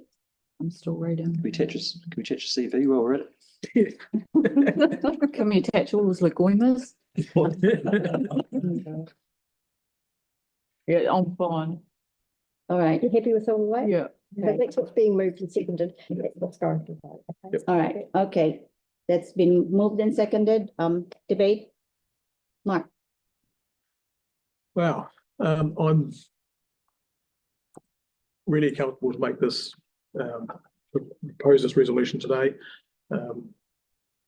Luke was incredibly close to being elected at the last election, being only 2 votes shy of Gamal. It was really unfortunate that he didn't qualify for a recount, and who knows what would have come of that. We'll never know. So to have this opportunity now, to give Riccarton the opportunity to have a good, solid, proven representative to help represent their interests around this board table, I think is it's a watershed day just about for Riccarton to have a full representative group to strongly represent them into this board. It's great to have this extra piece on there about committing to attend and to agree with the board's priorities for this term, because Tyler and Helen and Gamal did a good job in setting some good priorities for this term, and it's good that we can include the incoming member Luke to agree and help drive for those priorities. I think is a crucial key in that chain. So I'm happy to include that today. And hopefully, what would be a really nice move as a board, we could find a way to unanimously pull this through. And to be honest, I've seen a lot of the rhetoric that's been thrown into the media today, and I've been questioned repeatedly about it being politics and all that sort of garbage. This is not about politics. This is about the community. The community of Riccarton deserves to have 3 strong representatives representing them. And for the final stretch into the election, I think it's going to be great for Riccarton to actually have that strong community representation to take it into the election. And there is an election coming. That's where all of us get tested again, as to do we come back around this table or not. The community will decide who they want around this table in a few months' time. And that will include Luke. If Luke puts himself forward at the next election, he will be tested at the ballot box, as will anybody else who puts their hat in the ring. So the ultimate appraisal comes up for us all. And if Luke chooses to be part of that, which I suspect he might, so be it. If the person that was up for appointment through this process today had been from a political grouping other than what Luke is, I would be supporting them just as well, because this is all about the community. It's not about the colour of a political stripe. It's nothing like that. This is all about the community. And I want to see the community of Riccarton well represented and have the representation they need and deserve. So hopefully we can all support this today. Thank you, Mark. Helen? Yes, Mark said, well, I think I can go next. I think we have the seconder first, if the seconder wants to speak. The seconder first, and then I'll you. check on that later. Yes, thank you, Mark, for that. You've said most of what I want to say. And I have already said, Luke's already proved himself, and he has worked fervently in the background for his community thus far. So I don't believe that Riccarton would object to having somebody that is already acting and is very proactive in the community. So that's why I seconded this motion as well. Thank you. So I get Helen and then Tyler. Yes, I think the point has been made, but I'll stress that Luke missed out by 2 votes in the last election. And oddly enough, because I was talking to him afterwards, we found he couldn't object because you, unlike central government, you actually have to have something go wrong with the process. And in another ward, Innes, there was an objection and a recount purely because there was something with the process which had gone wrong. You can't just object because you're really close. So I think it was disappointing for Luke at the time, but he's kept going. And I think it's very worthwhile for us to have him on the board. And as I said earlier, I don't believe it automatically leads to success at the next election. So there'll still have to be a lot of hard work done to actually win. So I'm happy to support Luke at this point. Thank you. Thank you, Helen. Tyler. Yeah, Luke knows, him and I are mates. We're neighbours, and he is a hardworking member of the community, particularly in Stockburn, who's well known. So I just want to give kudos to Luke, first of all, and give him respect. But I do want to sort of address this sort of misinformation part, because Luke may have lost by 2 votes, but there was also me in the race who had more than 1,000. And you had. So it's, where my votes would have gone is a question. If I wasn't running in that community board spot, then Gamal could have easily have taken all of those if we were going off political grouping. So it's a fair argument to think that think that way too. And it's taken a few times for Luke to jump on the board, and I'm looking forward to him giving a good nudge in Riccarton. There's a lot to do. I'm already sorting out 3 issues, and I'm going to talk about that later on at the elected and members exchange. So I'm looking forward to seeing how the board works. Want to keep moving on for Riccarton, and I know Luke will too, and move forward into the next election. Ready to go. Kia ora. And I'd just like to say that I've said my piece earlier, and I still stand by it. It's nothing personal against Luke. It's my views, and I'll just stand by it. And so I cannot support the resolution. I think because we've had 3 in support already, unless you're, or I don't know, Tyler did, but yeah, that's fine. Anyway, I'll put it to a vote by show of hands. All those in favor? Against? We have a division vote. And division. It's that important. Yeah, that's a tough one. Abstain. It's stand on principle. Okay, so we'll go around same as before. And we're talking about this resolution up on the screen. And Marie Polisco. Against? Helen Broughton. Yes. Sarah Brunton. Yep, 4. Ink Bunk. 4. Kyla Harrison Hunt. I'll abstain. Thank. Andre Moore. Yes. Debbie Mora. Yes. Mark Peters. Yes. So it is carried. Yes, carried 6-1 with 1 abstention. Carried. All right. Thank you.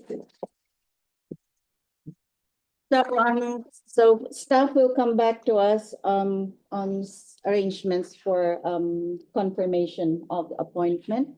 But tomorrow, I think staff will give immediate public notice of the board's decision. Right. Pack your bags. When would the inauguration take? Swearing in will be at the next board meeting. Ordinary board meeting. Better be there, Luke. Sorry, so we don't need an extraordinary meeting between. We need a special meeting to confirm the appointment. But doesn't he get sworn in? at that No, point? no. I'll let you know the process. Okay, cool. We Yeah. carry on. Yeah, okay. In your hands, Bailey. Right, so move on to item number 11. We've got the discretionary response fund application with the Afghan Women's Group. We've Get a got, move. okay, Tyler moved, Mark seconded. Thank you, Marie. No questions, Marie. Oh, there's a question from, I'd wondered why we didn't grant the full amount, because they've come from Afghanistan. They've come from a lot of trouble. And it seems like it was only another 500 and it would actually be the full amount. So what was the reason that you? Because of what they were applying for, the extra $500 that they were applying for was probably part of it was food, but part of it also and they are contributing their own food, but they also wanted some extra money for food. There was some extra things that they wanted that they didn't need to have funded. So, for example, they want to hire a sound system when there's already a sound system in the multicultural centre. Okay. So that's why it was looked at as so some of the items that really they didn't need to have funded. Okay. So yeah. Okay. That's fine. Thank you. all right, then Mark? You just had a really quick question around, is this happening tomorrow? Yes. It'll be tight time frame. Thank goodness. Absolutely. It is a very tight time frame. No pressure. They are aware of it, and they will be there. They've got somebody who can put forward the money on a short-term basis to be able to be reimbursed. Being reimbursed. Cool. Thank you. Any other questions? No? What's the resolution, the recommendation we've got? Recommendation. It's been moved by Tyler and seconded by Mark. All right, all those in favor say aye. Aye. Against? Carried. Thank you. Now we move on to the community board area report. Bailey. Yeah, I'll take it as read. It's a small report this month. Any questions? Andre? Well, it's more of a thanks to staff. I thought the ceremony was great and the icebreaker to jazz it up a bit. I thought it was fun. He's a great quiz master. All right. Anybody else has any questions? No? All right, all those in favor say aye. Aye. Against? Carried. Do we have I'll move it. Moved, sorry, moved Sarah, seconded Hank.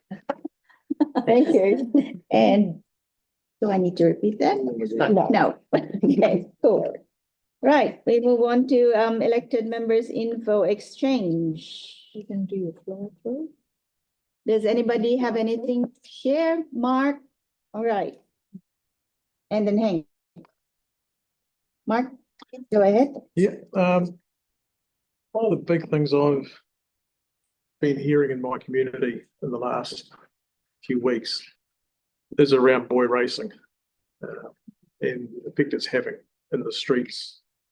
Is certainly at Neil Street, Rinley Street, and the intersections on those, it's having quite a major effect. So what I've done is I've actually contacted one of our local police in Hornby, and their strong recommendation was to the community, and this is really for those in TV land out there, please phone 111 when it's happening. Even if the police don't turn up, making them aware of it gives them a chance that if there is a patrol in the area, that they might be able to redirect it immediately to that site. If they don't turn up, it's not the end of the world, because it logs that it's happened, and therefore they can start to plan their patrolling around when and where it's happened.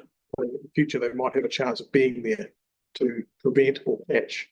So please, even if it feels like you're not getting the cut through that you want from the police immediately, do phone 111 when it's happening, because they need to know this is happening, Because if they don't know it's happening, in their case, it's not happening. Not recorded. So we need to have that intel through to the police. And further to that, I wish we could still ask for some advice through this forum, but we are not able to. But I will look to work with the traffic engineers at council, myself, and see if I can't get some assistance with, I don't know, dreaming up some interventions that we might be able to come up with as a council to perhaps make the environment less inviting. Because one of the things about Neil Street in particular is that it's a very long, wide open piece of tarmac. And what I've seen out there on the street was there is a skid mark from one end of Neil Street to the other, where they've snaked their way up, missing all the parked cars on the way. It must be almost 2 kilometres. Obviously, a real drift artist, this person. And yeah, it's disturbing the locals. It's causing safety hazards for the locals. You've got people that simply can't sleep through this. They're becoming, I guess, less healthy. So please, for those that are doing this, think about your community and the effect you're having on them, because it's not pleasant for them. So we need to work as a community to get on top of this. So that's my piece on that one. It's been good today to see Brian Hanani turn up from Templeton. It's always a pleasure to try and work with the community and get some results for them. And this is a simple little request, so hopefully we get that advice back from staff, we can find a way to progress this. It's a simple little request, which hopefully shouldn't take too much for us to get landed. So please, in TV land, don't be afraid to get hold of any of us as elected members. We're here to help you. It was also good to see Ken here tonight. I've been working with him for a good couple of years now on those trees, and hopefully we can get some good advice back from staff as to how to progress that as well, because it is a real issue. We saw the success we had in Denton Park having the makes a huge difference. Trees removed. Yeah, hopefully we can find a way with these as well to look at making this environment so much more livable for these residents. And hey, look, it's not about taking out trees and not replacements, because we'll certainly replace them. But let's have the right trees in the right place. We've got an urban forest plan that we're working towards, and this is part of rectifying an urban forest that's not working. So hopefully we can continue to get some good sense in this. Thank you, Mark. Hank and then Tyler. Just reporting on Gilberthorpe Road, there's sections here, 151 and 153, which are open for public tender, I guess, for interested community groups. We're currently having a meeting on Wednesday afternoon with a series of groups. Some of them, we've had a look around the area and see if we can come up with a combined approach and see what kind of resources we have to get the work underway. So would that include the Hornby shed? That includes the Hornby shed. Pull together all interested groups and try and work together. They'd have to start from scratch there, though, because those barracks buildings I had looking at today, and they've been left too long. They've seen better days. Those squelch sheds are going through there. That's not a very pretty sight. Yep. Don't go walking through there with your heel. Hank? Thank you. All good. Thanks. Tyler. I just, sorry, I last minute sent Faye something because I just took a photo before the meeting. Who else is going to speak? You can go. Is there somebody else, or while she's looking for it, Helen? Sorry, Faye, it's just a video. I've had complaints for the first time for a number of years about student parties. And it's the start of the actual year. But I wonder if the systems that were in place are broken down because of changes of personnel. So I'll just keep an eye on it. If it might have just been a one-off or 1 week where there were a lot of parties. But I think if it continues, we'll have to meet again with the University Students Association and police and make sure we've got the same approach. We did have a working approach, but it's broken down, I think, over time. It'd be good to have more students in bars rather than parties. Yes. Would be a really good thing. I'd rather have them in bars than parties. Yeah. Whether they want to go there is another Well, issue. there's one bar there and the students hate it. That's sort of the problem. Oh, Yeah. I liked it. No good. which one's your, which? The Foundry. Were you last a student? It's Tyler ready. All right. It was only yesterday, wasn't it? Okay, Talking about the good old. That was pretty good.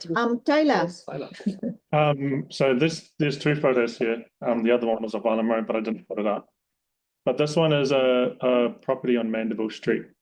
Oh, yes, I know. And the reason why I'm saying it is because there's a theme quite a lot around the city where there are properties which are not used or developed yet, which encroach onto other properties and other businesses. This one in particular is right next to Floor Pride on Mandeville Street. And they're blowing into the warehouse of the carpet business. So I've just been given permission to go in and knock it back on the weekend. So I'm looking forward to that from the landlord. So I'm going to knock these ones back. But that's something that we all need to think about in terms of policy, because council staff, this is just a note for the public, council staff just can't go into a random property and knock back trees, vegetation, toy bushes, whenever they want. I get that quite a lot. Those are one of the key issues I have, and Antonio Hall was one of those key issues, particularly with the tiles. They used to blow off when there was quite significant wind. They did get a good press article the other day. If we go down to the next photo, this is another issue that's come to me quite a lot in the Upper Riccarton area. This is in Church Corner. This is on Angela Street. On the left, you'll see the one that's on Brake Street. So if we can go down a bit more, Faye. So you see how we've got yellow lines here? Yeah. We don't have those on Angela. And there's residents outside driveways, and a lot of them are long-term residents. If you go a little bit further up, Faye. Yes, sorry. So you see there's a fire hydrant there? And there's no yellow lines on that side. That's some of the key issues that the residents are having. And it's really hard to get yellow lines put in willy-nilly. So Angela Street is highly used, particularly for long-term parkers, and the residents tend to get the bottom end of the stick there. But that's something to highlight. I'm going to be hoping to bring that through OCE like I normally do. And one of the residents actually had a key issue with bus lanes. And one thing I thought about was there was a 6-month trial of giving warnings out to those who were offending 150 metres past the bus lanes. Riccarton Road is 24 hours, but we have elderly and those who are on pensions who can't afford a $150 fine. So I think that the council need to look at that in terms of processes and maybe flick out a warning for first-time offenders. We make about $1.5 million in kickbacks from giving fines to those people. So I'm looking for ways forward for that, because that's a huge issue that I'm noticing with the residents who are barring up about having to drive in a 24-hour bus lane, even at 3 a.m. they'll get pinged for it. So it's a key issue. And the other thing that they noted was every single bus lane around the city have different rules and regulations based on the traffic that's placed upon it. It's ridiculous. The signage is there, and that's the way that the council defend themselves. The signage is there. Everyone can see the signage, but there are drivers who don't observe their surroundings and don't observe the signs. They just use the natural environment to cater their way around, henceforth getting pinged. So that's just another update. And the last one was Island Road, outside the Foundry, which we're talking about. The UCSA and one of the directors called Alan Marshall is trying to work on a crossing outside the Foundry for the thousands of pedestrians that cross it. It's fine. I'm putting that forward in the annual plan. Alan also raised some Three Waters issues around retaining walls that council was supposed to look after that go through UC property, because they own the property, we own the water, essentially. So there's so many things going on with UC. So that's what it looks like around the Motu at the moment.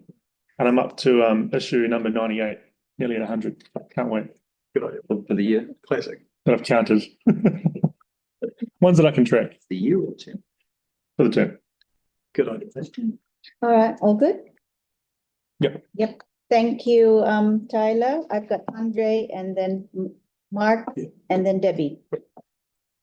Well, I'll have a wee grizzle while we're here. I've the last 4 weeks, I reckon I've aged about 4 years.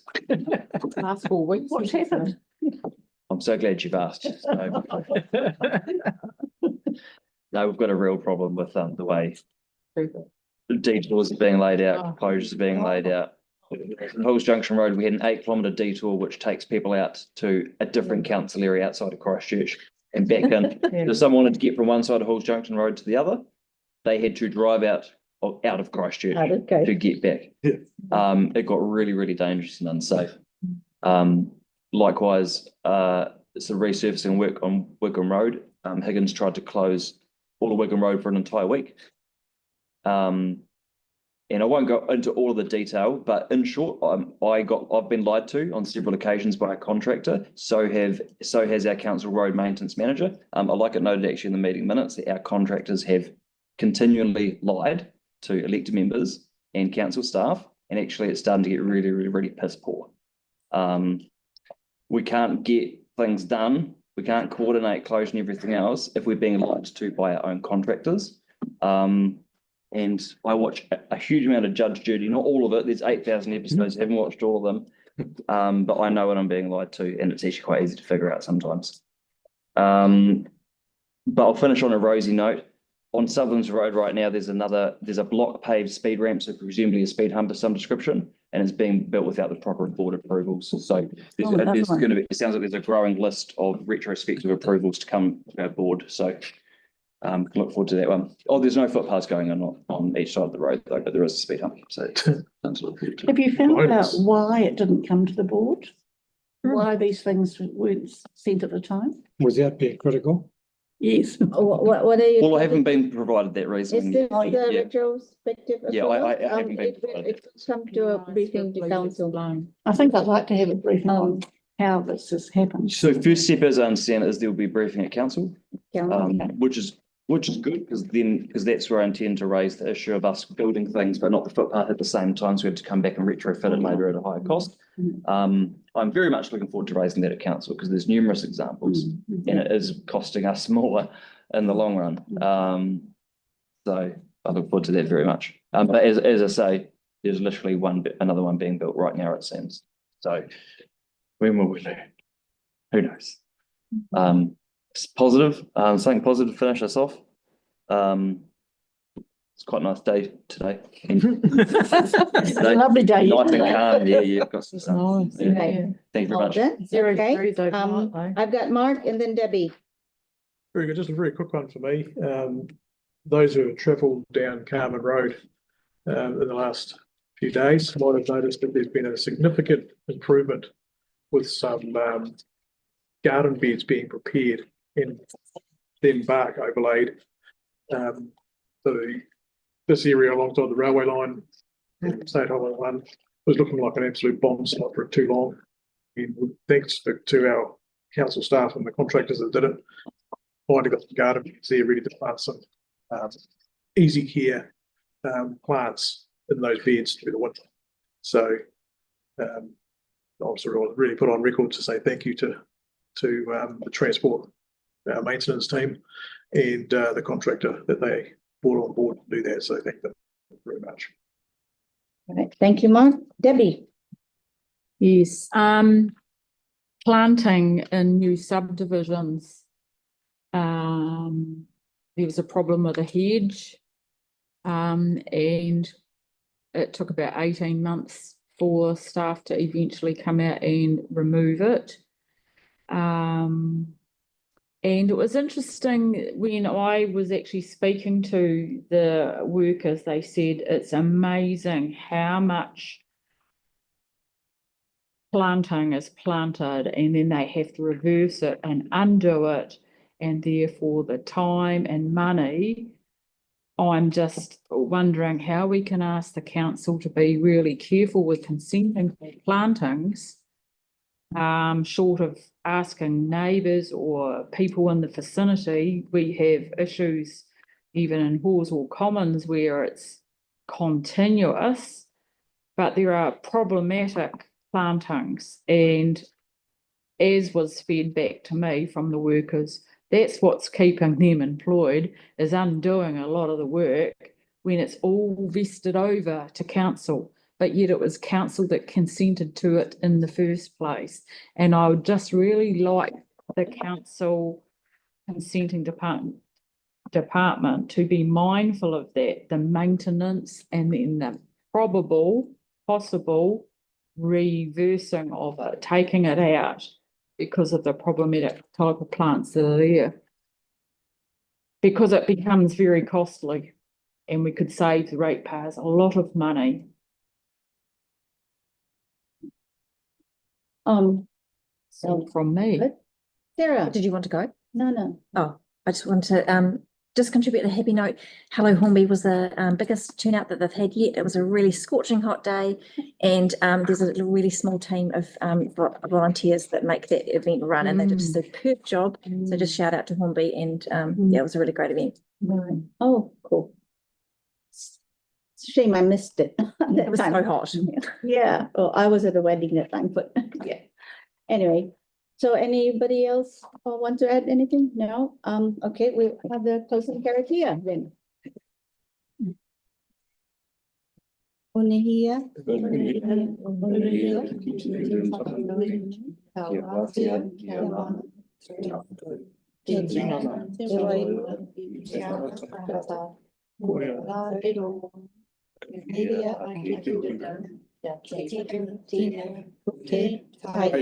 I declare the meeting closed. Thank you.